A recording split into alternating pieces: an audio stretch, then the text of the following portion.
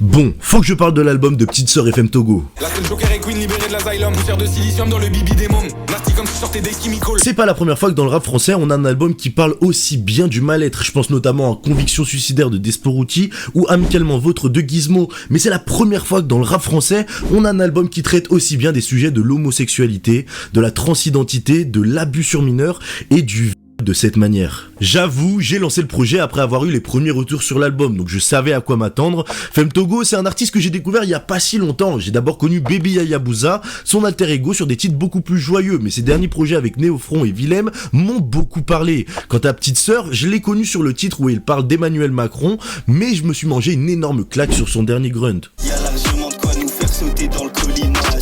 Je suis pas dans leur case normale, ils montent dans le collimateur. Alors quand je me suis enfin posé pour écouter le projet, j'ai entendu les prods monstrueuses de Néofront qui méritent largement d'être soulignées, et bordel, qu'est-ce que ça rappe bien. Femto et Sista maîtrisent très bien leur karaté. C'est rempli de phases de bâtard, d'ego trip et ça crache sur l'industrie. Il y a même quelques name drops qui feront mal au patron de label, et juste pour le rappeler aux haters, le trash talk c'est méga hip hop.